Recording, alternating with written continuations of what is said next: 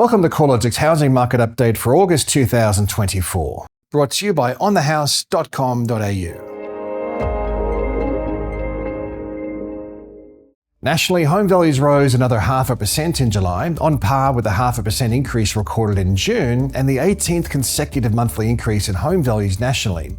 However, while the headline growth rate remains positive, it's clear momentum is leaving the cycle as conditions become more diverse. 3 capital cities have recorded a decline in values over the past 3 months, led by Melbourne with a 0.9% fall, alongside small reductions in Hobart and Darwin values. The rolling quarterly pace of growth has slowed markedly in Sydney to 1.1%. That's a fraction of the 5% quarterly gain recorded at the same time last year. These dynamics are weighing on growth in national home values, which are up 1.7% in the past 3 months, compared to the 3.2% increase we saw at the same time last year.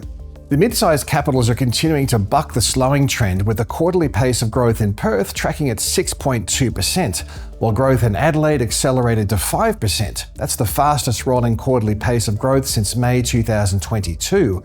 Brisbane housing values rose at the quarterly pace of 3.8%, although this is down from a 4.7% increase seen at the same time last year. Available supply is a key factor explaining the diverse outcome in housing growth trends, with the number of homes for sale in Brisbane, Adelaide and Perth more than 30% below average for this time of the year, while weaker markets like Melbourne and Hobart are recording advertised supply levels that are well above average. A reduction in borrowing capacity and affordability factors are skewing demand towards the lower price points of the market, with lower quartile values leading the growth trend across every capital city except Darwin and Canberra, which are also the 2 most affordable capitals after adjusting for local incomes. At a combined capital city level, cheaper dwelling values are up 3.3% over the past 3 months, compared with a 0.8% increase for those at the top end of the market. Growth in regional housing values is once again lagging the capitals, with a rolling quarterly rise of 1.3% across the regionals index, compared with a 1.8% gain across the capitals. Mimicking the growth pattern seen across the capital cities, regional Western Australia, regional South Australia and regional Queensland led the rolling quarterly change. Regional Victoria was the only rest of state market to record a decline in values over the 3 months ending July, with values down 1.4%. Another broad theme in the housing data is that unit values are rising faster than houses across most of the capital cities. The only exceptions over the past 3 months were Darwin and the ACT, where affordability barriers are less pressing, and also there's a history of higher supply levels across the medium to high density sectors that's been more apparent. Most cities now have a median house value that's at least 1.5 times higher than the median unit value. With stretched housing affordability, lower borrowing capacity and a lift in both investor and first home buyer activity, it's not surprising to see the unit sector outperforming for a change. Changing the focus to rental conditions, CoreLogic's rental index was up only 0.1% in July. That's the smallest monthly rise since August of 2020. A clear slowdown in the pace of rental growth across the unit sector has been the main drag on rental growth, especially in Sydney, where the annual change in unit rents has dropped from 17.9% in May last year to 6.6%. Melbourne and Brisbane unit rents have also lost more than 8 percentage points in the annual growth rate. Slower rental growth is probably a factor of both slowing net overseas migration, but also influenced by rental affordability constraints. It's worth noting that the slowdown in unit sector rental growth is off a high base. Despite the slowdown, the annual pace of rental growth is still well above average levels in most regions. Brisbane dwelling values rose another 1.1% in July, adding approximately $9,820 to the median value of a home over the month.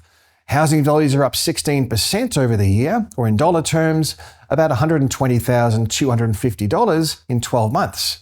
Growth in Brisbane unit values is diverging from houses, with values up 5.8% over the past 3 months for units and 3.4% higher for houses. The stronger performance across the unit sector probably reflects a combination of affordability constraints deflecting more demand towards the lower price points of the unit sector, but also lower supply levels across the unit market, where listings are tracking 43% below the previous 5-year average. The underlying mismatch between housing supply and demand looks set to support housing prices through the second half of the year. However, there does seem to be some rebalancing underway. For some context on the balance between available supply and demonstrated demand, in the 3 months to July, CoreLogic estimates there were 125,000 dwellings sold across Australia, which is a little higher than the 121,000 new listings added to the market in the same period. This suggests there were still more buyers than sellers in the market, but the gap between sales and listings has narrowed since the same period last year, when there are 123,000 sales against just 112,000 new listings. Vendors have become more active, with real estate listings flowing into the market at a pace that's slightly above average through autumn and winter. The increased flow of advertised supply is testing the depth of buyer demand. At a macro level, demand is keeping pace, but pockets of weakness are emerging, with listings now well above average in Hobart and in Melbourne and normalising across Sydney. Beyond the number of homes available to purchase, the supply of newly built homes remains insufficient relative to population growth. A further 6.5% drop in dwelling approvals through June highlights the challenges faced by the residential construction sector.